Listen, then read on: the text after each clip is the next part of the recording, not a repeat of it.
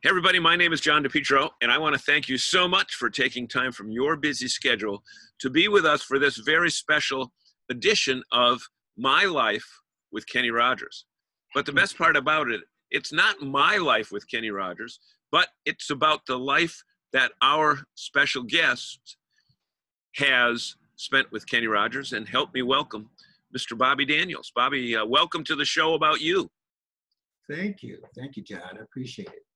So we should tell our audience that this is one of several videos that we're putting together with people that were with Kenny right from the start. And, as we approach his birthday coming up, the first birthday without Kenny, we figured it was an appropriate time to look back and remember the man who really has an unparalleled successful career in all facets of entertainment, from live to recording to TV to movies. And Bobby, you played such a integral part in those early years, and we want to hear your story, man.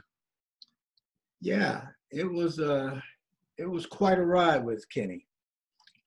We started with myself, Gene Golden, and Steve Glassmeyer working in a trio. And we were actually, our main place of employment at that time was at a Holiday Inn off I-24 here in Nashville. Doing 3 sets a night? Maybe 4. 4, okay. Yeah, maybe 4. And so at that time, Kenny was thinking of moving his management here, and he was getting ready to start recording with Larry Butler with for United Artists. And so his management at that time was going to be Shug Baggett here in Nashville, who had done a lot of work with George Jones and Possum Holler here. Yeah. And so when Kenny wanted to get a Nashville-based band, Shug told him, said, you need to hit this group Turning Point.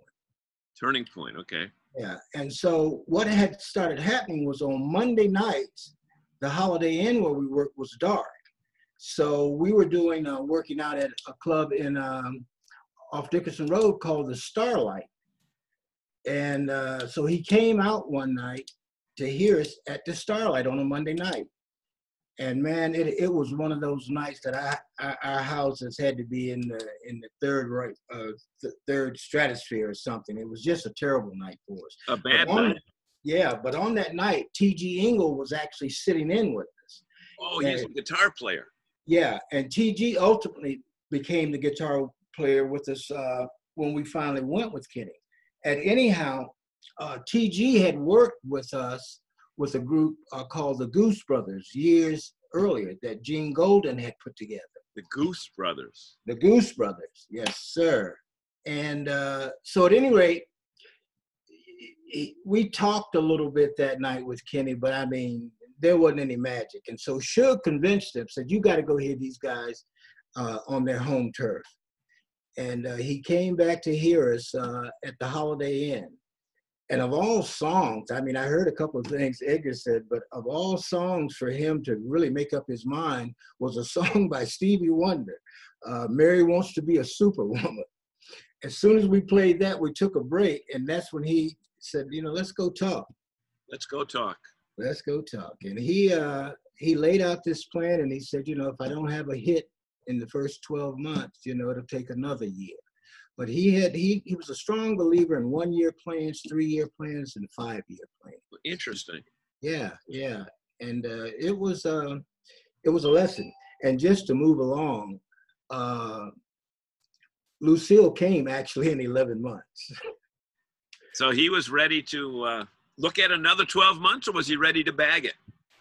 No, he wasn't going to bag it. Kenny wasn't. Kenny had a insatiable drive. He was once committed, he was going to see whatever it was through. And so no, there were no days that he thought of throwing it in. Financially, there were a couple of times that we came off the road, and because money was so short, we actually started playing in Nashville just for a couple of days just to fill in so that he wouldn't have to pay us. Wow. So it was a lot of trust from the very beginning with him. You know, Bobby, when you tell us stories like this, and what Edgar said the other day, and you know what the other guys will be saying in the future, you're really telling the stories that um, you don't really see in the press releases or on the back of the album covers. The struggles before the victory, and Right. many Yeah. times it's that struggle that creates what kind of person you become. Right? It is, and that was well said. The struggle before the victory, because we believed in him. He had to sell us. We literally made less money going on the road with Kenny the first year than we were making at that Holiday Inn in the Starlight. And you could live at home. Yeah, we could. Yeah. Right. Right. But you know, the first year presented what was it? I want to say close to 300 days that first year On the road. on the road. And this was before the jet.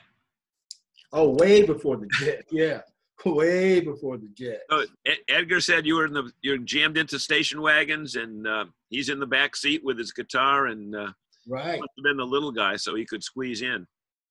Correct. I mean, it was, but you know what? Everybody had bought into his vision.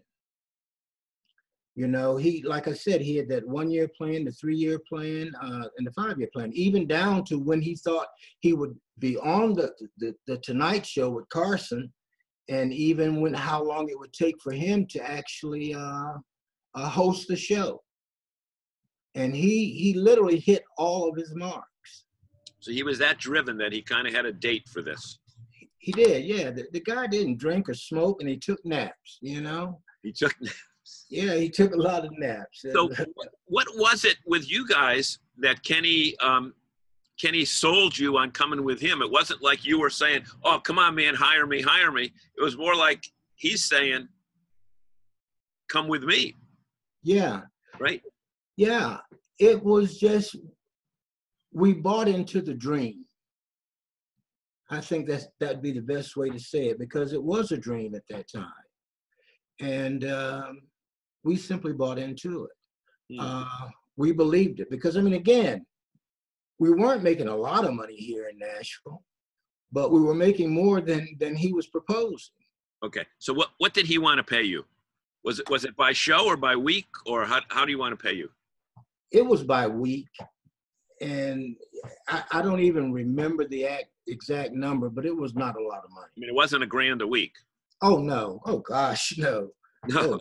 No! And we were doubling up in hotels, and you know, Gene Golden was my roommate, and we had to struggle there, as you said.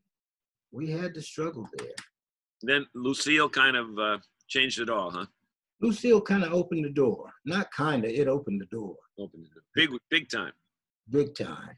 And I mean, and it did what he does best. He could tell a story. You know, he was a master storyteller. So that song and its timing was perfect for him. So Edgar said that when he heard Lucille being pitched to Kenny, he said, "This is crazy. Why would you ever want to, you know, record a song like that?" And later on, Edgar said, "You know, that's one of my favorite songs." Absolutely. But right after he got a pay raise. Right. The thing that I remember about Lucille is when it was cut at 1111 Sound Studios, I remember Larry Butler sitting in the producer's chair, and Billy Sherrill, the engineer. They looked at each other with this look, and Larry had a way of winking at you, you know, when something was good. And it's like something has told both of them at the same time, hey, this is a slam. It was good. Okay. Yeah. So they knew. I mean, we didn't know. I can't say that I did, but they knew. Okay. So now that first 11 months, you're playing bars, or you're playing hotel lounges, or what kind of, I mean, you're certainly not playing the Superdome. It was no, it was a mixture. It was in Nevada, you know, in Vegas, it was the Golden Nugget Lounge. and we played the Harris Lounge up at Lake Tahoe. We played Reno, the Lounge in Harris. And then there were these small venues, like Iker talked about in Wheeling, West Virginia. You know, there was this country stop. We played in every nook and cranny, but we weren't playing bars. We did play the Palomino out in L.A. We did play, and that was a bar, but I mean, it was a top-notch, well-known country venue. But it was a mixture. And coming up through those days, even after we had Lucille, I remember sometimes, we won't mention some of the acts, the names of them, but the headliners, you know, we couldn't even use all of the lights on the stage. I remember playing up in, I guess it was Seattle, Washington, somewhere up there. And the lights didn't even come back to the drum riser while we were on stage. Yes. We should say, folks, that if you just joined us, we're talking with Bobby Daniels, Kenny's first drummer. And, you know, we're talking about the early years with Kenny Rogers. And now, go back, Bobby, because I interrupted you, but I want to bring our audience up to date as to who we're talking to. So right. You're playing in the dark now, in the back. Yeah, with that particular show. And I remember that show, it was so crazy. Because we were also on the same day working a show down at, I guess it was Six Flags over South Carolina, Santa Clara or something like that. Yep. But we were working down there with Al Wilson. At the time, he, the show and tell guy. Oh, show and tell, yeah. Yeah, and then we were working with the Captain and Tennille up in Seattle. Okay, so I'm going to say it because you didn't want to say it before because you're a nice guy. But I was told that with Captain and Tennille, they wouldn't even let you all use their microphones. No, they wouldn't. True? They wouldn't, no. Yeah. And to get to do that show, we had to do something like 5 or 7 shows or something real weird down at Santa Clara. And I'm hoping I'm getting the city right, but we had to race after one show, race to LA to catch a flight to Seattle, do the show, race back to the airport to get back to do our next show in Santa Clara. Oh, and I remember getting on the flight to go to fly back to Santa Clara. I had to return the rental car. And I mean, I barely made it to the gate. They had just closed the gateway. Yeah. So we had some pretty interesting experiences, you know, coming up. Said, hey, you can't have a show without the drummer. You got to let me on this plane. Right. But let me also say, I can't read into somebody else's mind, but some of my conversations with Kenny led to him always being gracious to whomever the opening act was after, you know, the coin sort of got flipped. When he was the opening act, when he was the headliner. When he was the headliner. I mean, he was a gracious guy anyway, but that taught him some things. And he just kind of vowed that he would never mistreat the opening act. Interesting, because those opening acts, you never know who they're going to go. Because I remember back in 1989 being up in Portland, Maine, where there's Kenny's doing the Christmas show with the Oak Ridge Boys. Mm-hmm. And there's a new guy that came down and sat with us at the table. You know, and everybody thinks it's a real glamorous restaurants that you eat at before the show, but this was down in the basement, and the Zamboni machines there, and the hockey right. Are there, and the basketball hoops are there, and you know, you got the table with the little folding chairs and the not even tablecloths, but the paper tablecloths. And the guy sat down and said, "Can we join you guys?" I said, "Sure." I said, "My name's John DePietro." He said, "Hi, my name's Garth Brooks." And but he was the nobody then, and you know, I learned from that, always be nice to the opening act. I have since run across Garth in recent years, and I mean, he is still a humble and gracious man.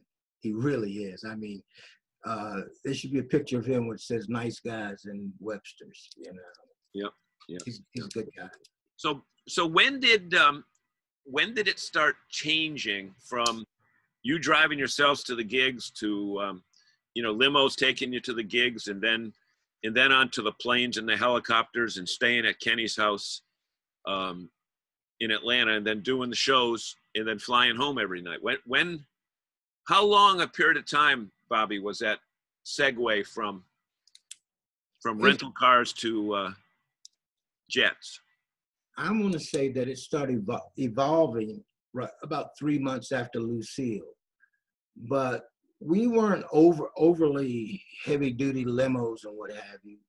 Limos were kind of brought in as more as a need because of time schedules and getting back to the airport or what have you. It wasn't just kind of living high on the hog sort of that kind of thing. The first house he had before the farm, was in Westwood in LA. And Kenny was a tinkerer, he'd buy a house and he said, "You see that fireplace?" I said, "All of those stones were imported from Italy." And he said, "Wow, man, that is really impressive." And he said, "Yeah, I'm tearing it out next week." I'm tearing it out. Yeah, he was a builder, man. He liked to build things, Like I tell you, the guy didn't drink or smoke and didn't do drugs and took a lot of naps. So he had a lot of time. He had all this creativity bundled up in it. But I don't know the exact, it was a slow progression, I mean, one day we were working these secondary venues, and then suddenly he moved up to a headliner. And then one or two more hits, and all of a sudden the shows are selling out in an hour, and then they're selling out in 30 minutes. So that progression was steady by the year. Now this is late 70s now, or early 80s, or we're getting to the 80s. Okay. I mean, all of this started. We went with them in April '76, and by the 80s, everything was cranking. We were flying first class and all of that before he got the jets. Now, are Randy and Chuck aboard yet? Chuck was the last one to come in, but Randy was. We brought Randy and Rick. Oh, Rick Harper. Okay. Yeah, Rick had already come in. Yeah. But the band grew by need because of the records that then turned out to be successful. So it wasn't just one day said, "Hey, let's just splurge," or what have you. Yeah. And it stopped, of course, at 7. But Chuck was the last one. And before that, Gene was still playing finger bass. Okay. Yeah, he was the bass player and one of the keyboard players as well. Yeah.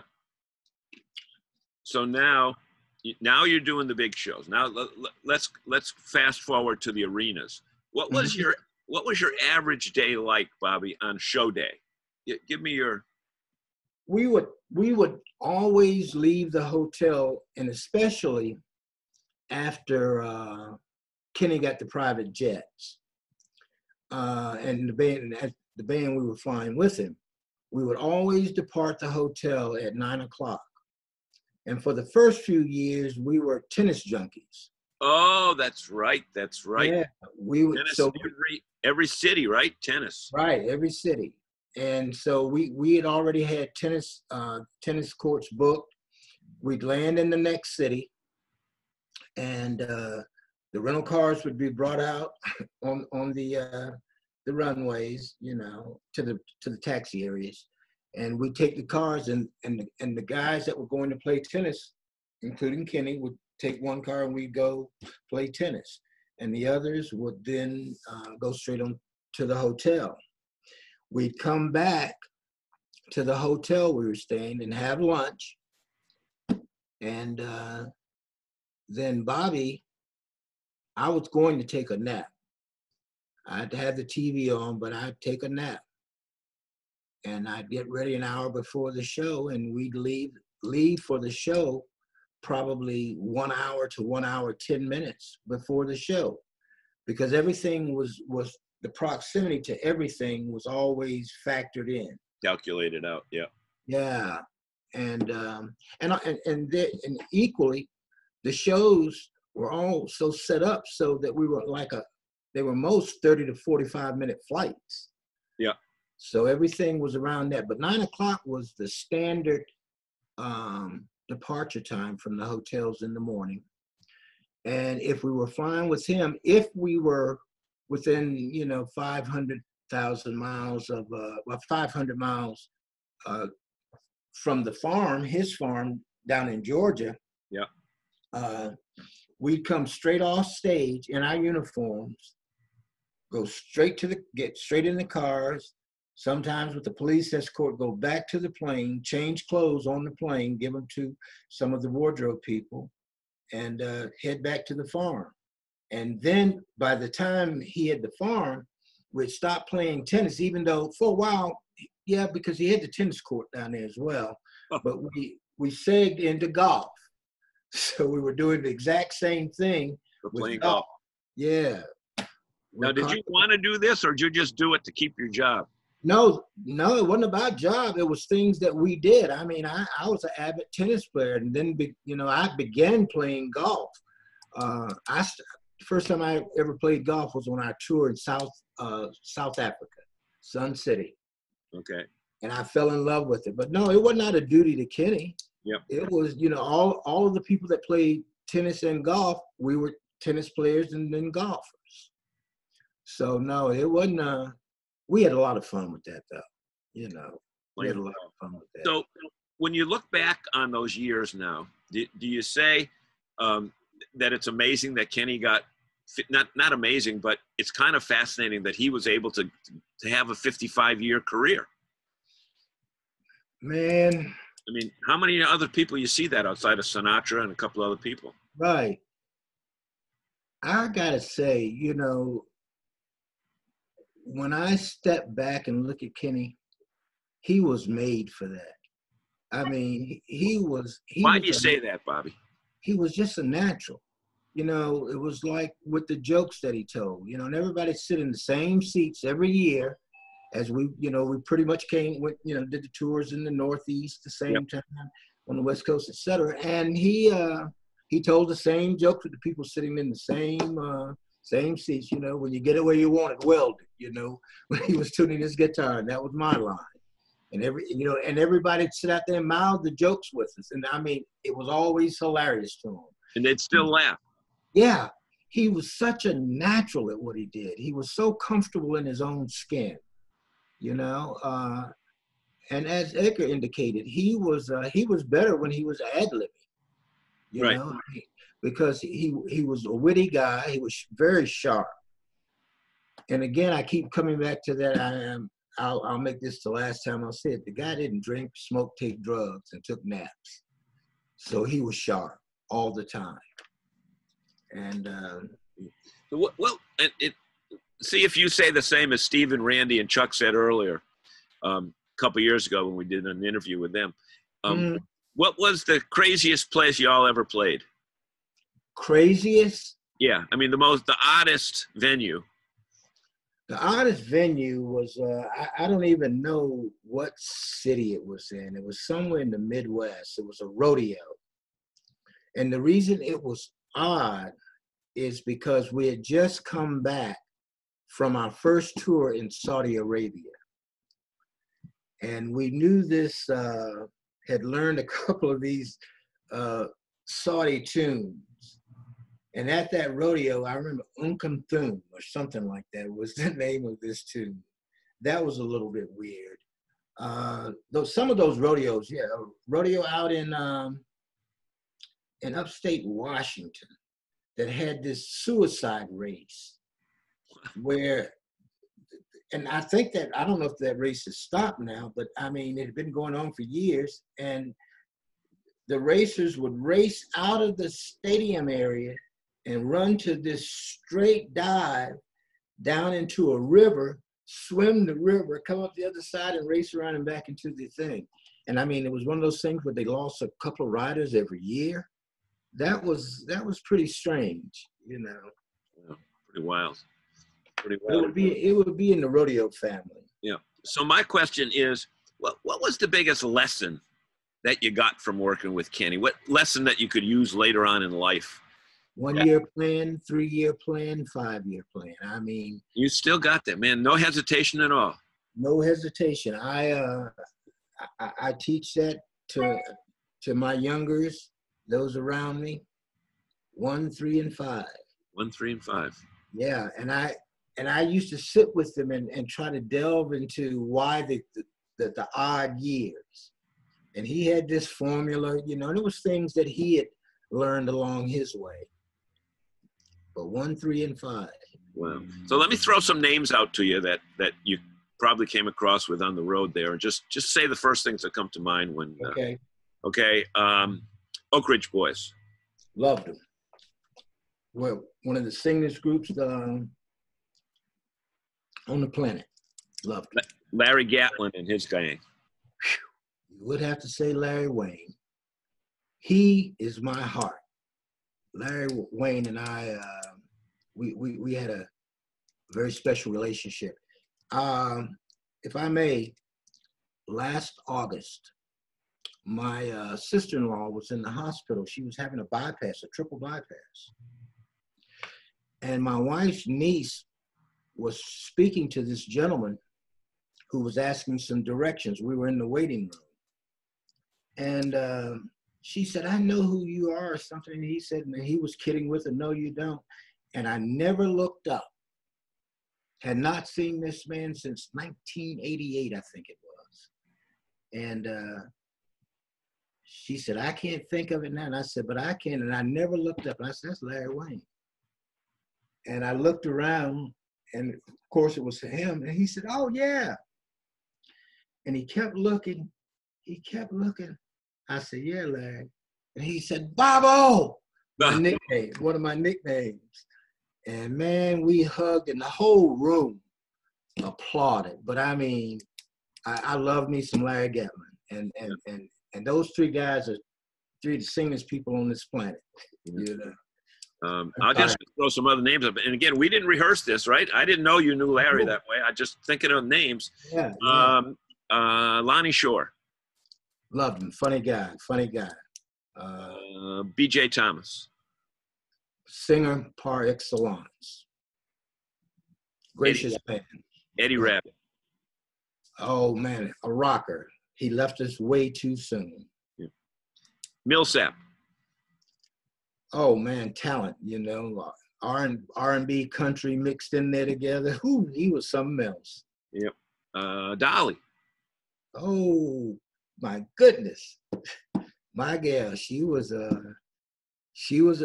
could sit down and hang with any group of sailors. She was a broad and a lady all wrapped into one. Oh, into one. Yes, sir. So that's cool. So I'm trying to figure out what other names there. Dottie. Dottie West, Reba, Linda Davis. Yeah. Dottie was like a sister. You know, she was very special. Yep. So anyway, so what would you say to somebody who wants to get into country music today? How different is the gig today than it was? Man, what is it now? 60 years ago? Yeah. Wait a minute. About 50 years ago, right? Yeah. And that seems impossible to believe. The music industry has evolved, so you know that the recording studio thing is not the same anymore. Most people got studios in their own homes now with Pro Tools and what have you. But the commitment still has to be the same. If you're going to do this, as Edgar said, you really got to stay committed and stay focused. You got to have that 1-3-5, huh? Mm-hmm. Yeah, because when you think of the ones that may have quit too early, I mean, didn't Garth quit and go back home to Oklahoma, and then he said, "I'm going back," and this is too hard. Yeah, but and you need to go through the thing where you eat viandas and beans, and say that again. You need to go through that period where you may eat viandas or beans. Okay. You know, so that when you get to the club sandwich or the chef salad, you can appreciate it. You know, And do like a Kenny Rogers did, you know, make sure that you treat people on the way up the way that you would like to be treated. And so that, because you, again, as they say, you know, I know it's cliche, but you know, you never know who you're going to meet coming back down. Come back down. Yep. Yes, sir. And let those opening acts use your microphones. And please, and the lights. And the lights. Yeah. Way too funny. Way too funny. I also remember that I couldn't. There was a couple of the guys' drums that I couldn't use. I couldn't hit. So you had to carry your own drums and. No, because all we were able to carry was my foot pedal and snare drum, because I mean we were doing that flight thing back. Oh, that's right. To get back to Santa Clara. So no, we weren't able to take any major equipment with us. Yep. And then down the road, I became real good friends with both Captain and Tennille. So. Yeah, long later. How about Ledford? Oh, classic. He and his brother, man. Troy? Yeah. Yep. They were a hoot. I mean, and I say that they were lovely. Absolutely lovely. Yeah. And then there's Keith and all the other guys that, you know what? You wouldn't have had a show without those guys, right? No. Keith was, you know, that he was like a brother. You know, when we did that, I normally don't go into those sentimental things or what have you. But when we did that sort of reunion at Randy's, you know, April last year, yep. Man, there was this thing, especially with all of the original guys, that you couldn't, you know, you didn't know how to touch it, but it was so tangible. You knew right away inside, in your heart. Absolutely, every one of them. Yep. And I came away from that saying, you know what, I never thought just how much I love these guys. Because we went through a lot. We did a lot together. You know, that was a very significant part of my life. Well, considering when you were there, when you were eating the peanut butter and instead of the roast beef. Yeah, and then when we got to the jam, you know. Yep. So the last thing I want to say is, you know, when Kenny died during this COVID stuff, there's never, I mean, there was no funeral. There was no, you know, there was a couple TV specials that were put together, but nobody ever really got a chance to, you know, make it final. If they have an event, will you go to it? Without question. John, and let me say this. I'm not over it. I can't speak for any others. I talked to Gene and Steve, of course, but I took his passing very hard. I'm still taking it hard. You know, Kenny and I used to argue a lot because he was so competitive, and so was I, you know, playing cards on the tennis court and on the golf course. But man, you know, I just got to say it. I love that cat. I love Mr. Rogers.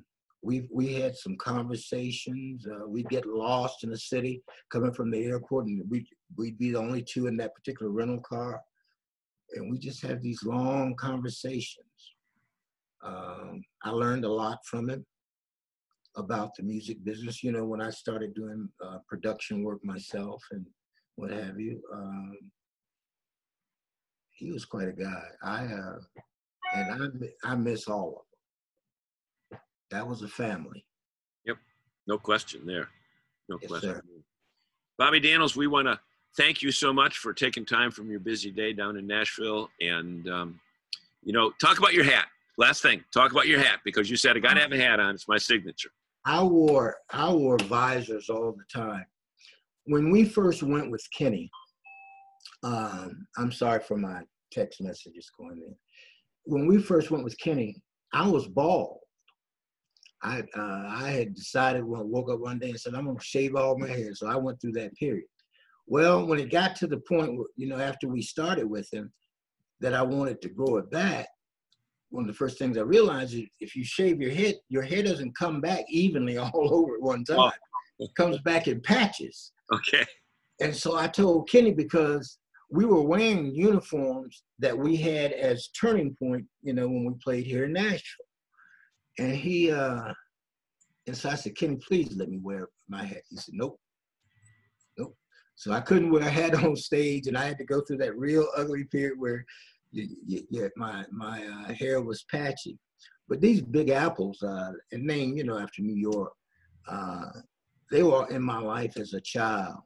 And then when we started traveling with Kenny, I mean, during the tennis days, I wore visors all the time. Yeah. So I'm just a hat guy, you know. So that's the story. Yes, Bobby sir. Daniels, thank you so much. You've been a great guest, and I'm sure that many people are going to look at this and say, wow, I learned so much from listening to Bobby. John, thank you so much for having me. So and it's great to see you, man, after so folks, if you like this one, down in the bottom right-hand side of your screen, there should be a little button, a little red button that says subscribe, and there's a little bell. Hit the button and then the bell, and then every time we do a new one, you're going to be the first to get notified. So, Bobby Daniels, have a great day. Oh, All right, thank you. Bobby. Thank you. Let's go out in a blaze of glory. Let's go out in a blaze of glory. Yeah, you too. Hey, guys, have a great day. Okay, you too.